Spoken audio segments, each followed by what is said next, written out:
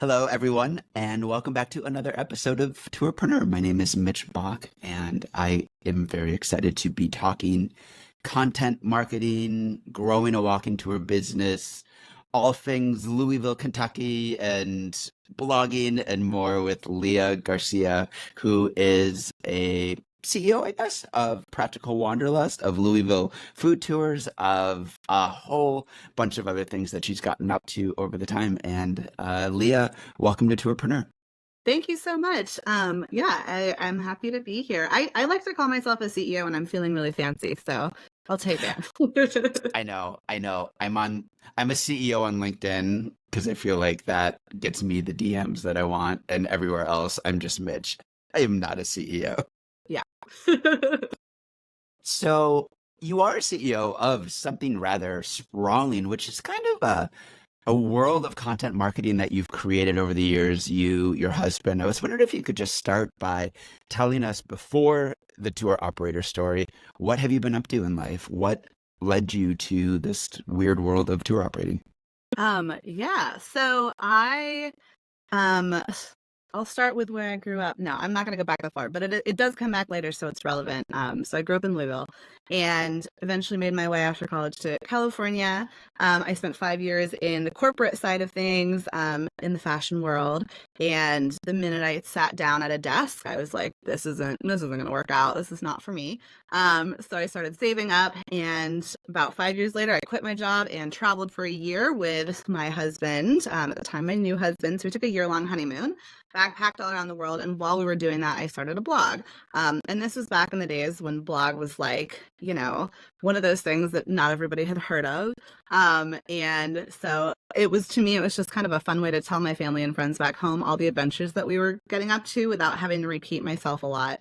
But it ended up kind of taking off. And so by the time that year-long honeymoon, which was, by the way, a complete disaster, by the time it ended, we had an audience. And so I thought, well, maybe I can just do this. And I remember telling my husband, I think we can make money off of this. And he said, well, how much? And I said, maybe like $1,000 a month. And he was like, maybe in a year. And so that made me really mad. And I took it and ran with it. And so, almost 10 years later, that's been our primary source of revenue for the majority of that, out of spite, the best motivator. So anyway, so that was really what we were doing. For about 7 years, the blog is called Practical Wanderlust. And it really started from that year-long honeymoon, that eventually turned into a book called How to Quit Your Job and Travel, full of all of the tips that I used and all the things nobody told me and all of our disasters. And then fast forward, my husband and I, shortly before the pandemic, were thinking about having a kid and settling down. And we moved back to my hometown in Louisville.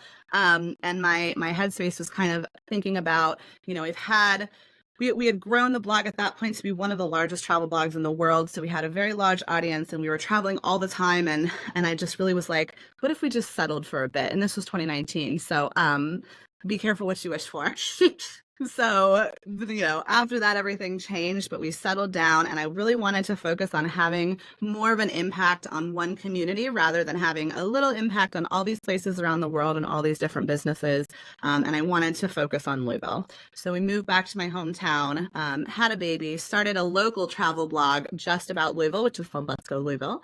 And that's where the idea for the walking tour came up. We had taken food tours all over the world. Come to believe that it is the best way to get to know a place. What's better than eating and drinking and walking around and hearing history?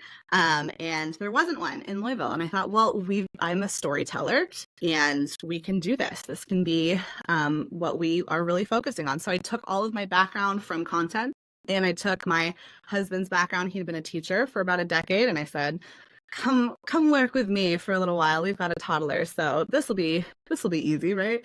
And famous last words. And so that was about 2 years ago that we started our walking tour company. So here we are. Wow. I'm so interested in how you went from writing about your adventures to becoming one of the world's largest travel blogs. Was that strategic? Was there a moment where you said, if I'm deliberate about this, then actually I can conquer the world of content marketing, or did it just start to sprawl? What was the growth path? It was very much a little bit at a time and then all at once, kind of a stone rolling downhill sort of thing. So that first year, I started out just writing about all the disasters that we were having on our absolutely terrible honeymoon. It turns out that my husband and I are really, really bad at full-time traveling and horrible backpackers. And so I was like getting rescued off of waterfalls, and we were, having to hitchhike our way out of these hikes that we were not physically equipped to do. And I think that that element of storytelling and relatability and just being really real and authentic and honest, and being able to communicate that through our blogs was what kind of got people to want to start following us and to start feeling like they knew us and to start feeling that sense of friendship. And so when the blog started making money, at first it was just sort of, oh, maybe we can get a free knit at a hostel here and there, right? Or one of my first ever collaborations was actually a food tour company in Lima, Peru. And I was like, oh, maybe we can get some free stuff out of this. And then it started making money because I was recommending things to my readers, like that food tour company and the hostels that we were staying at. And they were booking it because they trusted my recommendations. And that's when I started to see, okay, there is some potential here. So after that year of being able to really just focus on it and growing the audience, and at that time it was around 30,000 a month, something like that. When we got back from our year-long honeymoon, 30,000 page views a month, I should say. I thought, okay, let me see if I really focus on this and I think about it as a job, let's see if I can make it work. And of course, I didn't have any money, so I wasn't able to do that. I'd spent it all on the honeymoon. So I wasn't able to do that at first, but my motivation was I went back to the corporate world and the fashion world, and I felt so out of place.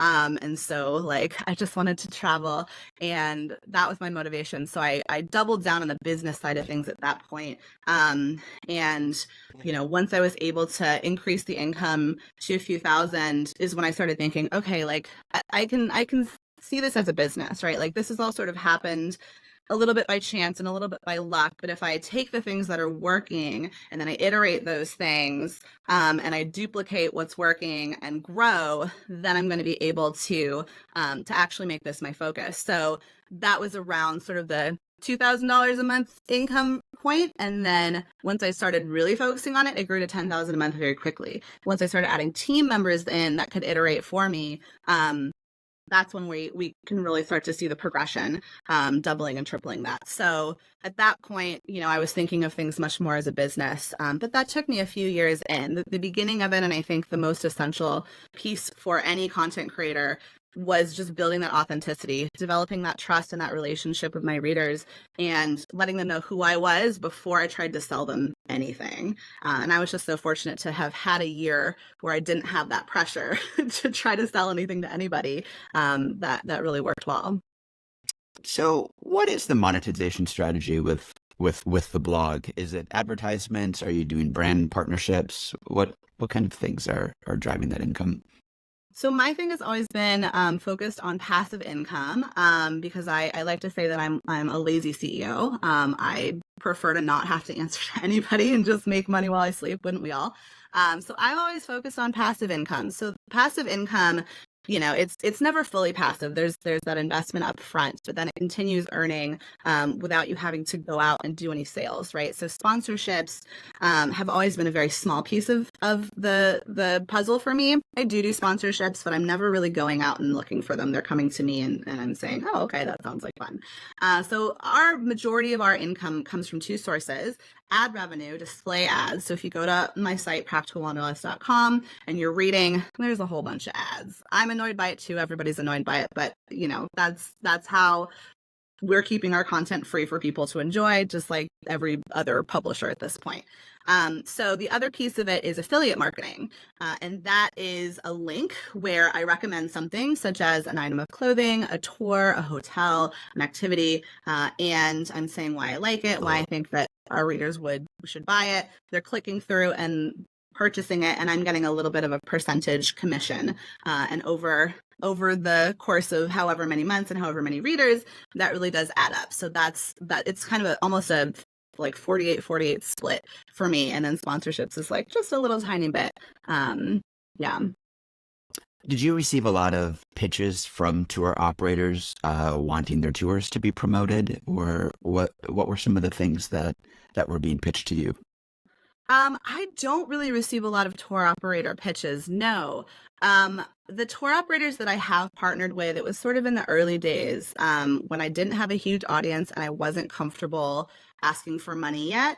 And so I would reach out to tours that I wanted to do anyway, and offer to write a blog post about them. And those are still some of my favorite pieces of content because I wrote, I learned so much and I was able to really write about it in a way that was very enjoyable and recommend that very specific tour with that very specific operator.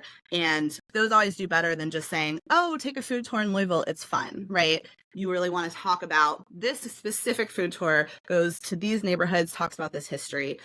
So I partnered with Devour way back before it was acquired by Wox. They now have, they at that time were focusing quite a bit on bloggers. They were one of the early adopters to content marketing, I think. And so I worked with them, and they're still to this day, the posts that I wrote like 8-9 years ago are still driving conversions and clicks because it's just a good post and it lives forever. And when somebody is thinking, should I, how reputable is this company? And they Google it, they come to my post and they read it. But not a lot of tour operators have reached out to me. No. That's true even to this day, even now that I've been around for a long time. And I tend to only ask for things now from very large companies that have lots of money. So even if a tour operator did reach out to me, I wouldn't ask them to pay me. I would be happy with a free tour here and there, but not a lot do. Is it a strategy that more tour operators should be thinking about, given the kind of state of play today of blogging? Are these types of relationships something that you think could drive sales as a tour operator? Absolutely, hands down. For me, content marketing, I've seen firsthand how incredibly successful and impactful it is. The ROI is there. There's, I think a big hesitation because in the content creator space, there's sort of the Instagram, TikTok world side of things, and then there's the blogging side of things, and they get lumped in together when really they're very different. The same people could be doing it, but they are very different strategies, and they come at very different like points in the travel research and buying cycle. So when you're scrolling on Instagram and TikTok, you may not be ready to purchase, but if you see something about a tour operator, it might make you think, oh, I'm planning a trip to Lima, Peru. Maybe I do want to do a food tour while I'm there. And then later on, when you're ready to buy and you have your credit card out, you're going to get on Google and search food tours in Lima, Peru, and you're going to start reading reviews, right? So they really are two pieces of a whole. And I was able to utilize that when I was growing Louisville Food Tours, my food tour company, to really have that exposure piece of things on social media and then the conversion piece of things on blogging. And blogging is really so effective for driving sales, and actually getting people to purchase and choose your brand as opposed to the many other brands that are out there. How should a tour operator think about developing a blogging strategy around different kinds of content to drive those conversions? So at this point, you may have heard of a few changes going on at Google, and we have very strong feelings about it in the travel blogging and travel content creating world, all of which are bad. But what I will say is this. Yeah, that's Lay it all. on us. We want to hear. We want to hear. For the record, Um, I feel like we should date this. It is the beginning of June in 2024. This episode might be defunct by July. Who knows? Things are moving let's so hope. quickly right now. Let's hope everything I'm about to say is completely irrelevant in a few months. Essentially, Google has just decided to destroy travel blogging and use their AI tools to scrape all of the content that we've worked hard to write and create and produce for years, and serve it up as if it were their own via AI tools. So because Google has found a way to make money off of the exact same things I've been doing for years, which is recommending things to people who are ready to book them for their tours, without any element of trust or foundation building or anything like that, they have suppressed travel blogs in search results. So everybody, not everybody, the vast majority of travel bloggers, myself included, have experienced a significant fall off in page views. I mean, it's worse than COVID, if you can believe that. Wow. So my advice would be, it's not a great time to start a blog, um, but there are lots of blogs out there that are still able to get page views and are still able to drive conversions. And I think that travel blogs will always have the upper hand when it comes to Google's AI scraping tools because we have the relationship building and the trust, right? The reason why my readers come to me and trust when I say, take this food tour, it's really great, is because we have now years of them reading about the disastrous things I did on my honeymoon in 2016 and all the things that I've done since. I mean, they know my dog's name and they know my kids, hopefully not her name, but they know she exists. And we have this sort of this parasocial relationship. And so they're going to come to me when they want the actual, like the tea, right? The lowdown on what they should book, which they're not necessarily going to trust from Google. So I still think there's lots of value in hiring and partnering with content creators and established travel bloggers. I do think that if you're a tour operator and you're thinking about publishing a blog post, that's still a great idea just because it's going to get people on your site. It might get people on your site from your email list. It might get people to look at your site and click through from a social post. But it's the chances of it ranking in the Google search results for a keyword are quite low. And it's really a full-time job at this point to get that to happen. So I would just skip to where they're already doing it and partner with a blogger. Bloggers are great, and we absolutely love promoting small businesses and talking about travel. So, yeah. So yeah, so I see two strategies being developed here. One, sort of what you're doing on your site, and then going out and partnering with people who are successful. Let's start with your own site as a tour operator. Would you recommend, given the sort of state of scraping and flux of search results right now, that you really hone in on that kind of personal storytelling, that thing that can't be scraped as easily because it's sharing the story of your company? Or what would that strategy look like kind of on your site today because of this weird situation we're in? I think everything is still shaking out, and it's so unclear what Google wants from us at this point. I would essentially, whatever you are going to publish on your site, I wouldn't do it to please Google today, right? Like, I just don't think we know what Google wants. And so I would think about your goals. What do you want out of a blog post? What do you want out of somebody coming onto your site and reading that?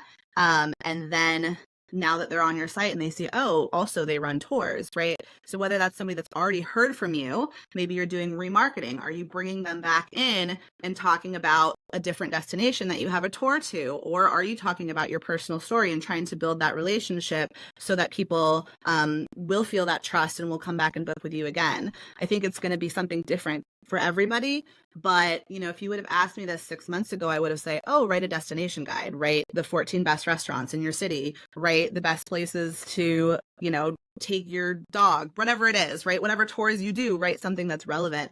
And I still think that has value. But at this point, I would think of it as, what do you want from your target audience? And then how can you tie that into a blog post? And completely, I wouldn't even worry about SEO. Somebody's going to come for me for saying that. But at this point, truly, if you're not already ranking when you write a blog post, this is not the time to start trying to do that.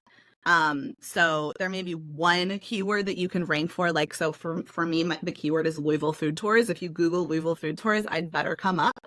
And if it's not that keyword, I'm not trying to target it on that site. I'm going to target it on my other sites that have established authority. And so if you can find a blogger in your area or in your demographic or in your target market who is already ranking for keywords that you want to be targeting, partner with them and write about something, from the heart instead for your blog. I can't believe I'm saying this. This is truly like the opposite of what I've been saying for years.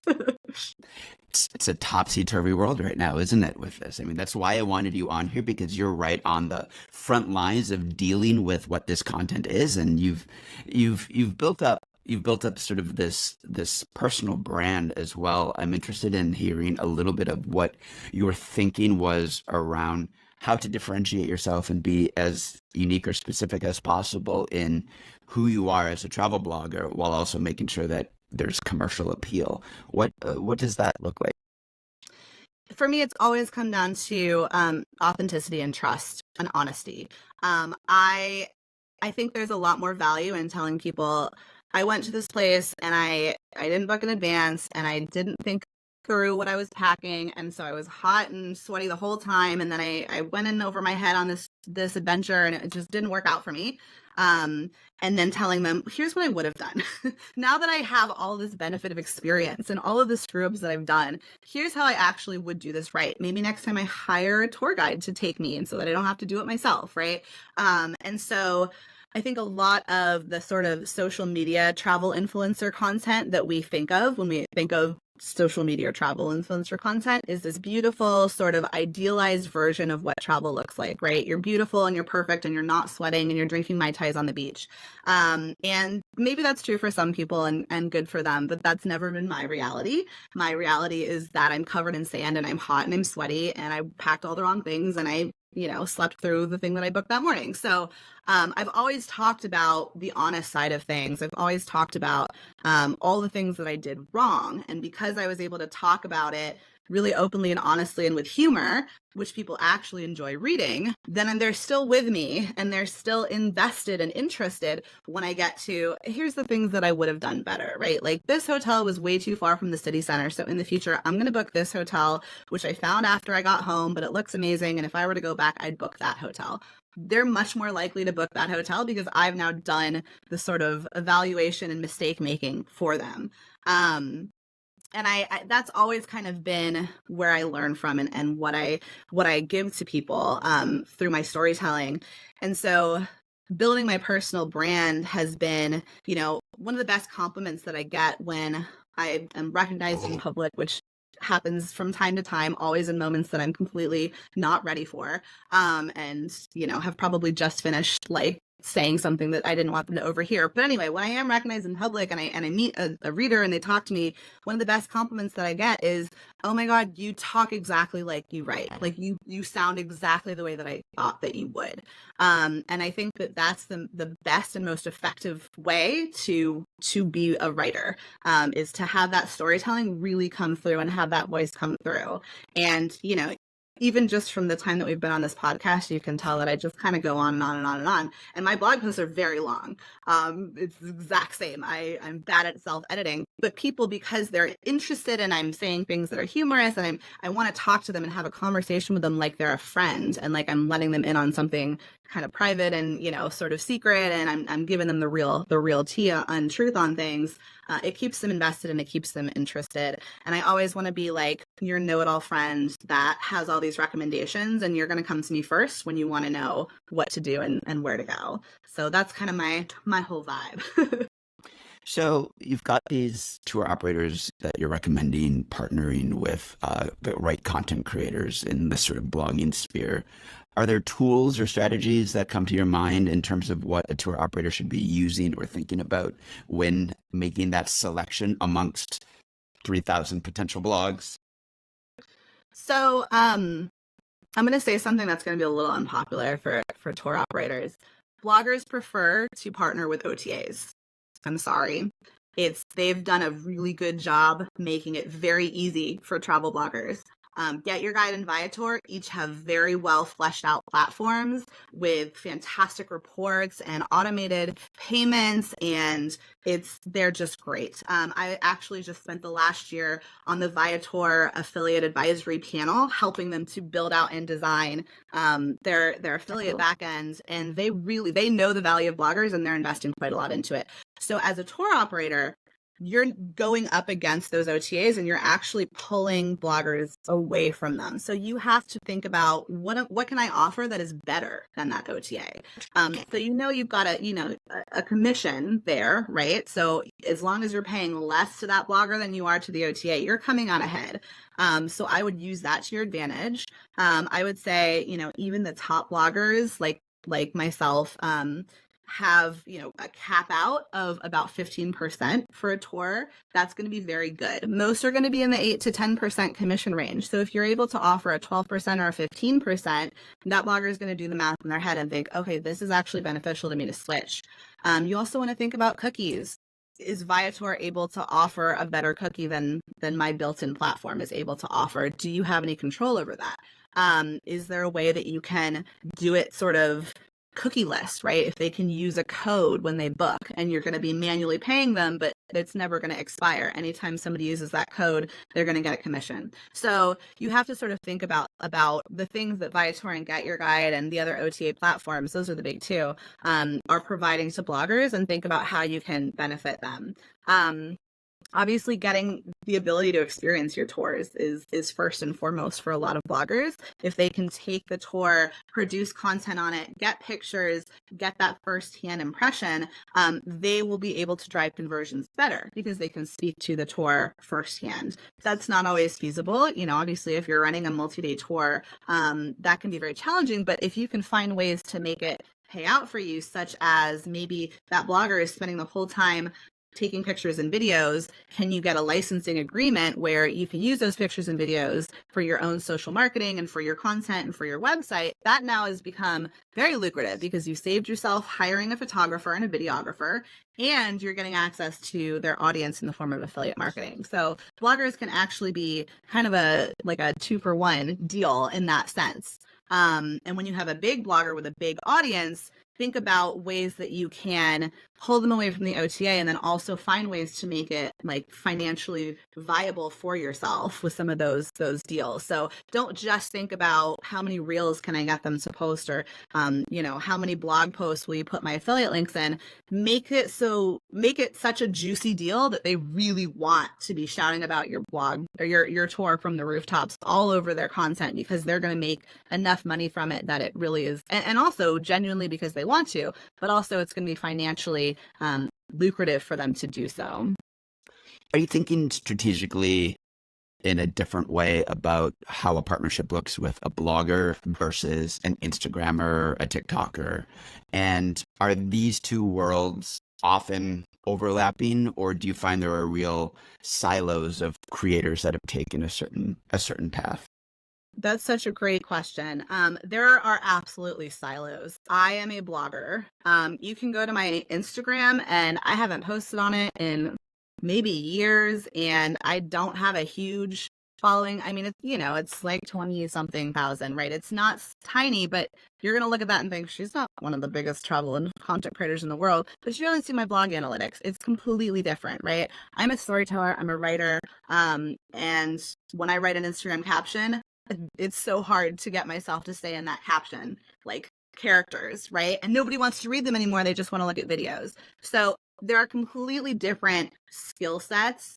And there are also a bit of different audiences. I already talked about how there's different points in the buying cycle where people are on Google and looking for blogs versus social media. There's also kind of just very different sets of people. Some people like to read their content and some people like to look at their content. There's a big age gap when it comes to that. So Gen Z is on TikTok, and I'm not, because I'm a millennial and it seems overwhelming, right? So if your audience skews older, maybe they're not on social media at all, and so that doesn't have to interest you. But if they like to read their content, they're big on email, they're big on blogging, finding a blogger who can really appeal to that market demographic is huge. I definitely think a lot of us are kind of one or the other. It's rare to find somebody who does both. And honestly, it's a full-time job to do either one of them. Running a blog where it's not just about what you're posting, it's also you're a web developer at that point. You have an email list, you're doing email marketing.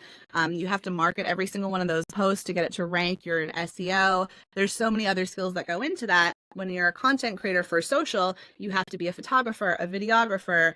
You have to have all this equipment, be really good at editing. So when you're thinking about your goals when partnering with content creators, think about which audience you're wanting to appeal to at what point in the buying cycle, and what kind of content is really gonna drive the end result that you want. I always say conversions happen best on a blog, and brand exposure happens best on social. So if they've never heard you and they don't know to Google you, then that's where social comes into play. And once they know who you are and they're really diving into the research and they're thinking about, is this worth it to purchase?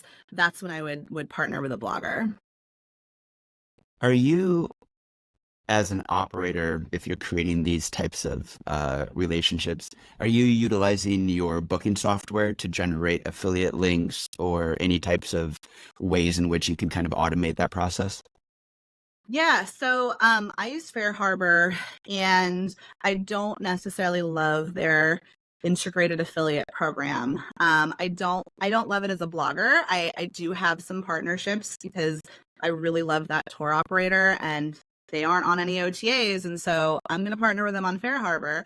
But in my experience, conversion rate is much lower when it's direct, when it's, Fair Harbor or similar. Conversion rates are much higher when it's Viator or Get Your Guide. They're just more likely to book. Those sites do such a great job at establishing trust. And that, there's a support team you can reach out to. So my personal approach has actually been to partner with content creators on social media because I'm not great at social media, and it's an easy way out if I can get content creators posting collaborative reels for me on Instagram and on TikTok and posting content for me regularly. And I'm getting a lot of brand visibility in my market. And then when it comes to affiliates, I use my own blogs much more frequently than I'm actually partnering with anybody else. There's not a lot. This may blow your mind. There's not a ton of bloggers writing about Louisville, Kentucky. And I happen to have the largest travel blog about Louisville, Kentucky, which was very strategic. That is my marketing arm of my business. So I'm doing most of my own affiliate marketing. But that's not necessarily what I would recommend if you don't happen to have your own blog or have your own ability to rank for a blog. But I would really think about, does it make sense to use my own native affiliate links, or is there a world where I can have a blogger come out and be comfortable with them promoting me on Viator, right? Like, is that something that could even make sense? And it may just be easier for everybody to do that. I mean, at the end of the day, if a blogger is sending you Viator bookings and you made your prices at a point that you're comfortable with that commission, the blogger is only getting an 8 to 10% commission. You're paying much higher, but there's a big gap in between there that has made that worth it. And so that may be honestly easiest to do. So I do that quite a lot, where I'll reach out if there is somebody that's ranking for a keyword. I'll just drop them a note and say, hey, I've got these really great tours. You can see that they're 5-star rated on Viator. Here's the link. I'd love you to consider, popping these in. And that's an easier ask than, hey, like, set up this whole new system, sign up for this new thing. It might not convert as well. You have to go and change all your links, right? Like, they're already using Viator. I just want them to recommend my tour instead of somebody else's, or recommend my tour at all. So again, I hate Viator as a tour operator too. Not totally. I don't hate them. I hate the commission that I'm paying. It hurts. But as a blogger, I love them, and I think that they're incredibly effective, and I love that my audience trusts them, and so it's a bit of a balance there. Yeah. When you think about sort of, choosing these people based on keywords, is there a SEO tool that you're looking into their analytics and figuring out kind of what these ranking companies are? When I am looking at keyword research, I use a tool called Key Search. It's inexpensive, it's easy to use, and it's pretty user-friendly. I have used the more complicated ones, the SEMrush and the Ahrefs, and there's almost too much information. So I like to just know, how many people are searching for this keyword per month, and how hard will it be for me to rank for that keyword? And Key Search does that. So that's what I use when I'm targeting, when I'm trying to come up with, what is this blog post going to be about? What is my title going to be? And I'm thinking about it from that perspective. Other tools, other software that has entered into kind of your workflow to get things done? I'm a little bit behind the times. Like, I tried using Chat GPT, and the more I use it, the more I hate it. I use WordPress for all of my blogs and my tour operating site. And I think it's a great tool, and I think it's really user friendly. I use, let's see, I use Flowdesk for my tour operator, like email marketing, because I think it's really easy to use. Like I'm kind of, if I don't need all that information, I like to make things simple for myself. So I use ConvertKit for my giant email list, and I use Flowdesk for my tiny email list because they're very, very different in terms of functionality. Um, yeah, I don't know. I'm not using a lot of tech. It's like I had a whole bunch, and the more team members that I brought on, the more complicated it got trying to explain everything to them. And, we use Slack day in, day out for everything, for all communication. But at a certain point I was using Asana to like do project management for everybody, and it just got way too overrun. So we're trying to really keep things simple these days. That's great. I love that. Let's dive into email marketing for a second. So it's a really nice natural fit with people landing on a blog. What is your strategy around building that list? Are you offering lead magnets? What kinds of things are getting that list growing? So for my blogs, I definitely bribe people to get on my email list through lead magnets. I think bribery is an incredibly effective way to get somebody to give you your email and let you pop into their list. So on my very big site where my global travel blog where I write about a lot of different destinations, I have an opt-in for every destination that I'm focusing on with content. So when I say that, I mean like if I have like 4 or 5 posts about a destination, or if I was a multi-day tour operator, if I had a tour to that destination, I would have a lead magnet about that destination. So I end up with about 50 different lead magnets, maybe more, on that site. That ends up having over 50 different sequences, automated sequences that are walking my audience through every single stage of the buying cycle. So once I have a lead magnet that targets a destination, I can use that lead magnet at a certain point of the buying cycle to know where that person is at, right? So I'll give you an example. If my lead magnet is a packing list, those people that are downloading it are probably at the very end of their buying cycle. They're packing, they're ready to go. They've already bought their flights, they've already bought their hotels. Let's hope, right? Like this is the last thing that they need.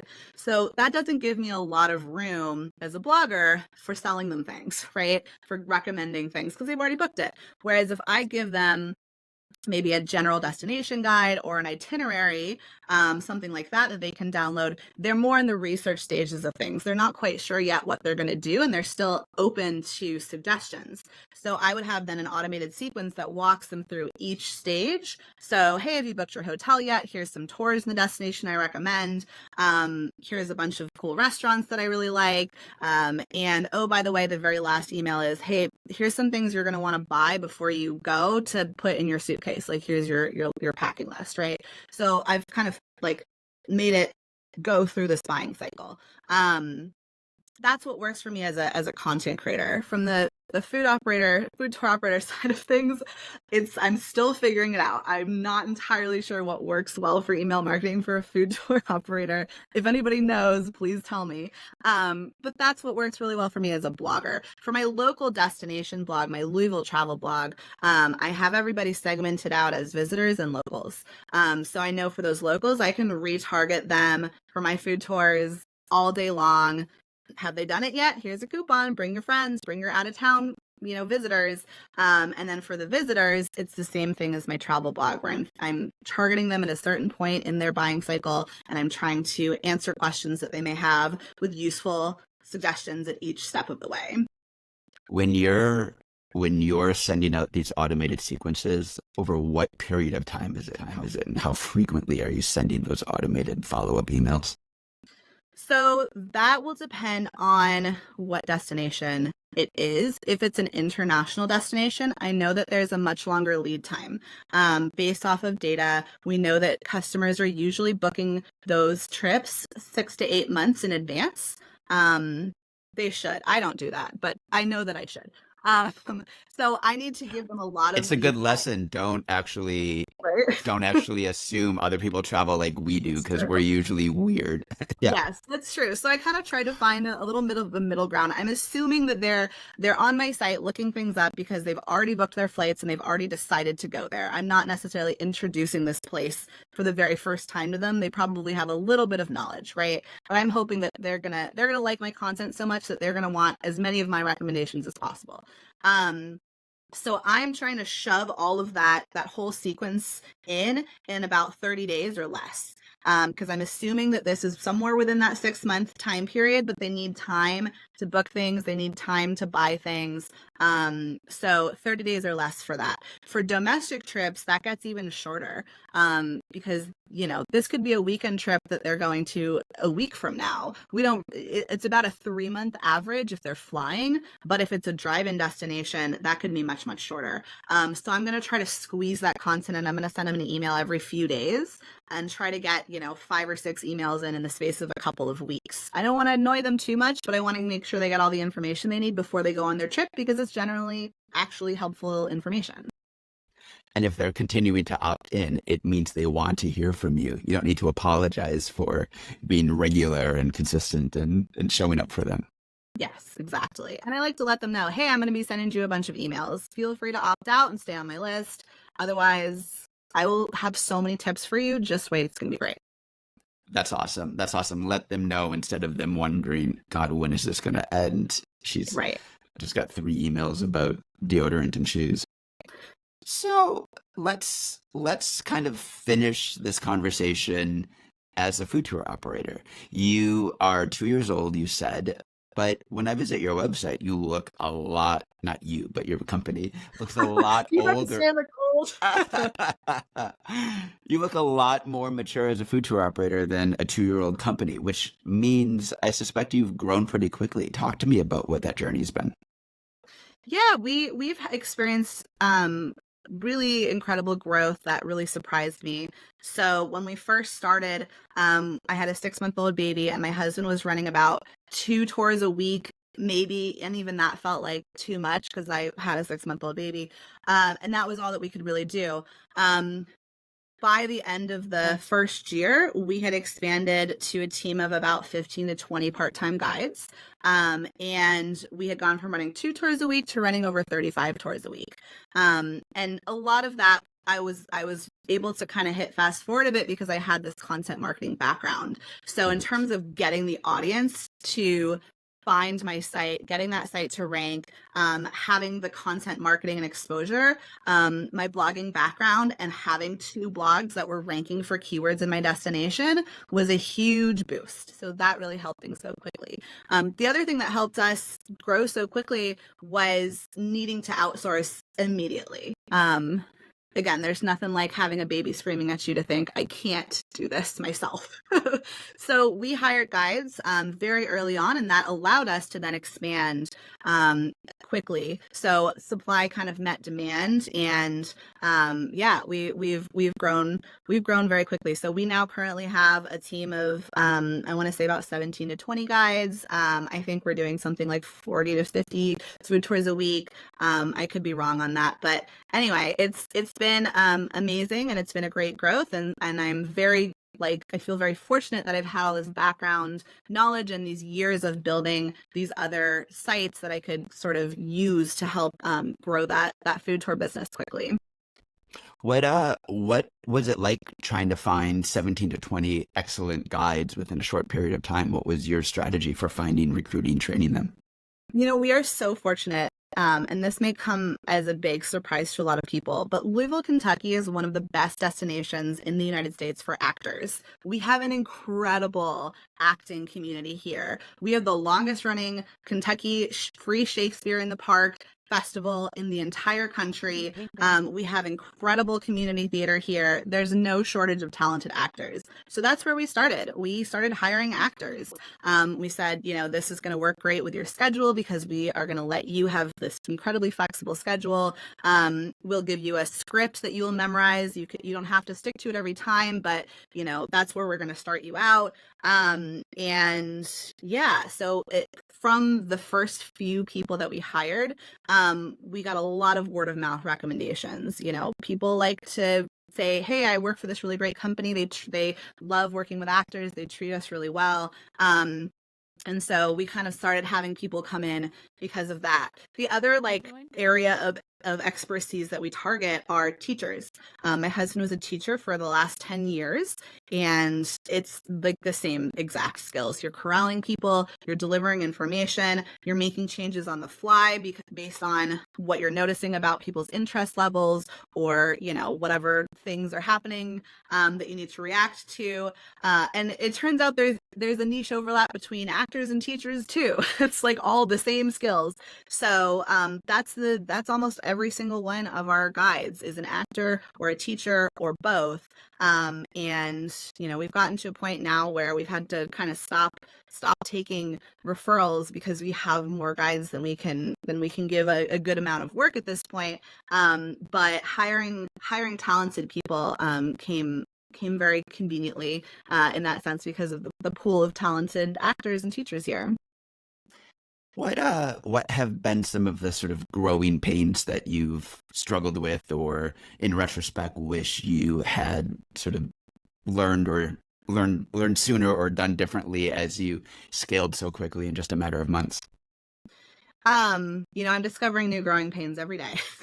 Yeah. So currently, and you know, this is something I've been talking about with you in my coaching calls. Currently, the challenge has been around having actors be able, or having our actors, our tour guides, who are also actors, being able to schedule themselves enough work. So we have tour guides that rely on us for their full-time, you know, income. It's not full-time in terms of hours, but this is their sole source of income, or their primary source of income. And then we have a lot of tour guides who are part-time and like it that way, and they only want to do 1 or 2 a week. And so being able to balance out, you know, our guides that want to work every tour that they can with our guides that really just want to work once a week, but they can't because our other guides have scheduled it already. Finding that balance has been quite a growing pain that we've been working through recently. And we're still in the thick of it. So we're testing out some things to see, you know, I had everybody self-scheduling because it was easiest for me for a long time. And now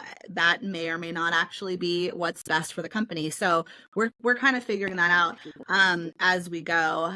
I also think, you know, right now almost all of our tours and all of the almost all of the guest booking are actually you know, they're not big corporate groups, they're just individuals that are in town. And so that doesn't give me a lot of, you know, reassurance about what that's going to look like next year. I'm kind of just hoping that they continue to be able to find me and book me.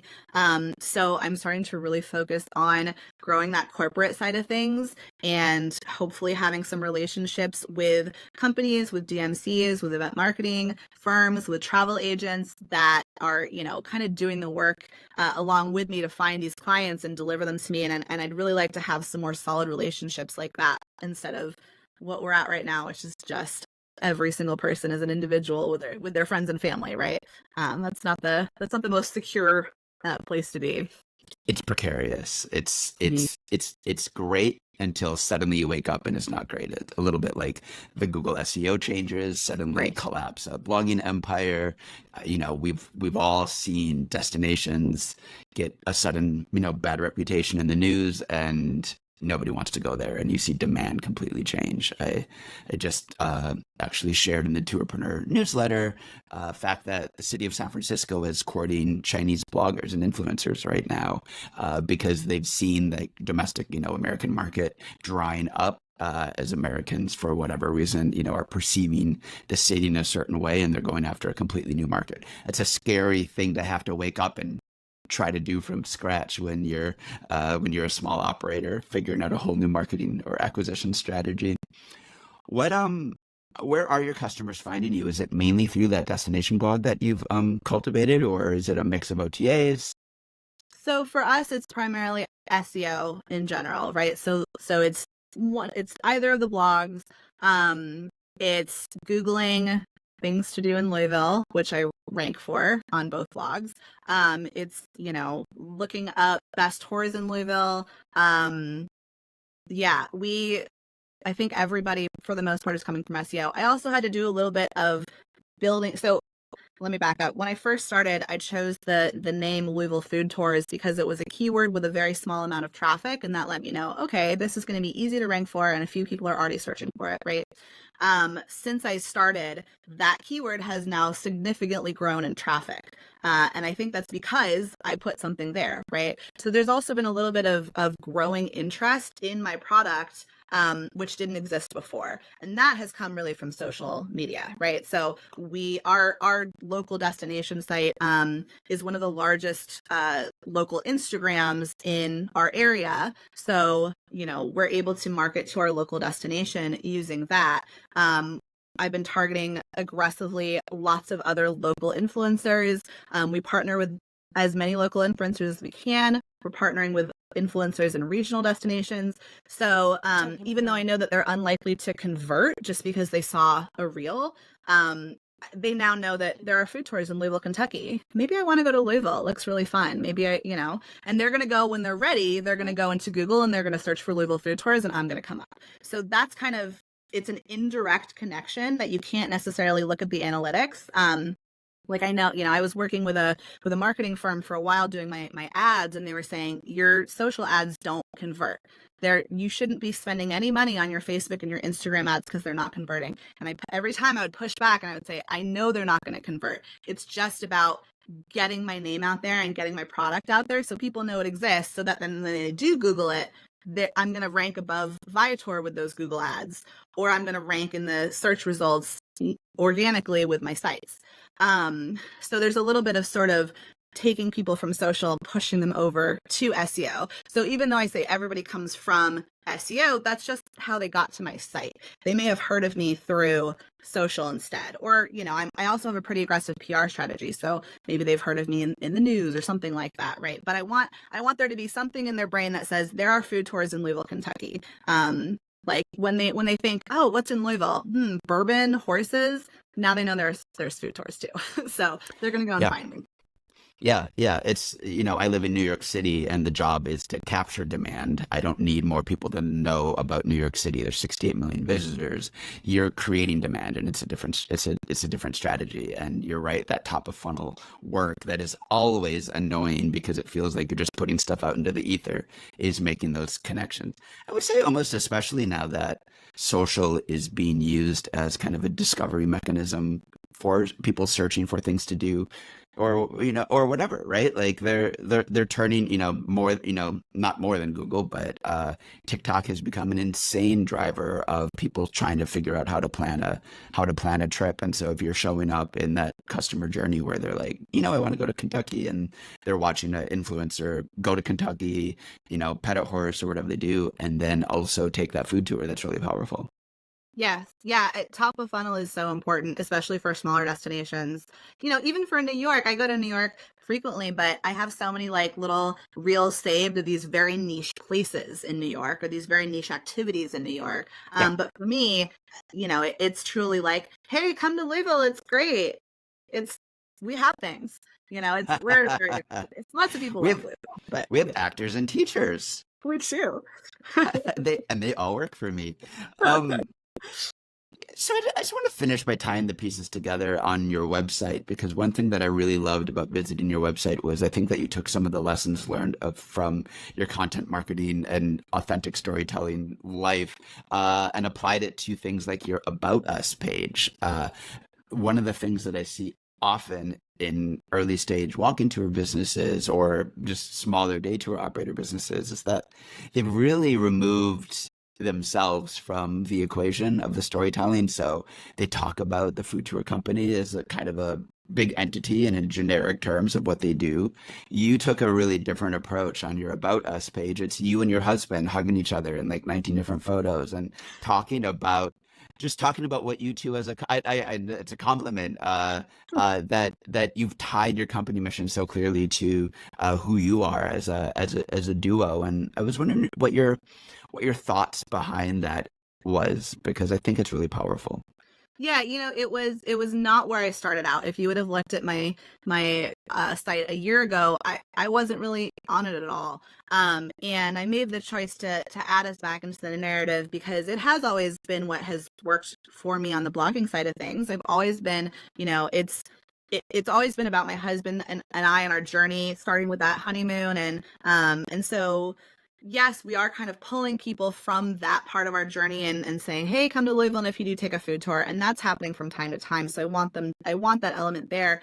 But what's always worked for me is just establishing that trust and establishing that I am a real person. I'm not just trying to sell you something because I'm trying to get one over on you. I genuinely think that, I genuinely love this place and I genuinely want to share it. And here's my story about, I lived in San Francisco for 10 years and I loved it. And I traveled all around the world and that I found so many beautiful places, but I really chose to live in Louisville and I love Louisville. I mean, I can talk about Louisville all day long. It's just the most magically unique place. And I want that to come across to people through my destination blog about Louisville and through my food tour company, because I want that passion to be apparent. And I think, at least my generation, millennials, we get real sus when a place does not have like a face, right? There's a reason why Google started telling us all recently, like, have an actual face there. You don't want to look like AI. And who knows what their stance is at this point, but that is continuing to be the one thing that we have over AI. The one thing that we have over Google is that we are real people, and so we get really suspicious about sort of the large, like, anonymous run sort of companies, whatever that may be. There are so many things out there that feel like it's a scam, right? Like, even if I'm just buying a pair of socks online, I want to know the people that started that company. Otherwise, I just assume these are low quality socks that somebody picked up off the ground in a factory in China and thought I can make a buck, right? We just want to know, what is my money actually supporting? Is this a high quality product, right? So I wanted to establish that credibility and that trust by showing, here's myself and my husband and our adorable kid, and you're going to see us in the neighborhood probably when you're taking a tour, because we run tours in our own neighborhood, and we see our guests on tours all the time. We eat at all the restaurants that we go to, and these are really our recommendations, and we love the destination and we feel passionately about telling its story.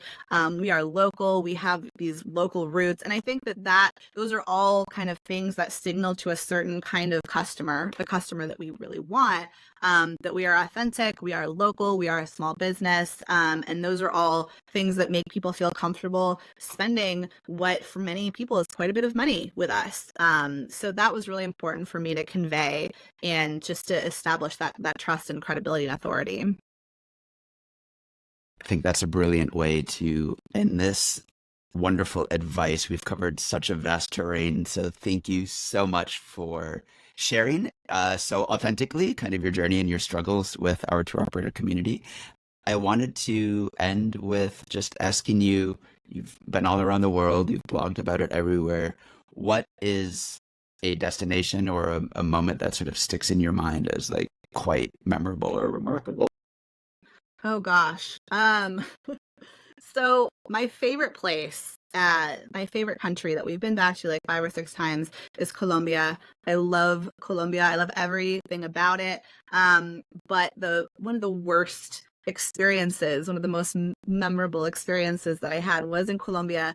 It was on top of a waterfall called Huancuri Waterfall outside of San Gil, kind of in the like coffee region, the Eje Cafetero, and my husband and I were going to go waterfall rappelling, and we hiked all the way up. My husband started rappelling down and I got stuck and I had a panic attack and I started screaming at the top of this waterfall. And so the lovely tour operators came up and rescued me and tied me to them and rappelled down, and I was screamed the entire time. This was about a 300-foot tall waterfall. I had no business being up there. And when I got down to the bottom and these kind, patient tour operators were helping me calm down and, telling me tranquilo, tranquilo, I asked them, how often does this happen? How often do you have to rescue helpless Americans off of the waterfall? And they told me, it's never happened before. This is the first time. So I'm sure this was memorable for them too, but I still remember it. And I can't wait to go back and absolutely not try rappelling down that waterfall again. I'm glad you've exchanged that for the mean streets of Louisville, where the worst that might happen is somebody splashes their bourbon on you. So Leah, again, thank you so much for sharing your wisdom, and we look forward to continuing to watch your business grow and thrive. Thank you so much. It was a pleasure to be here. As always, show notes and more information linked to all of Leah's various blogs and socials and more will be available on tourpreneur.com.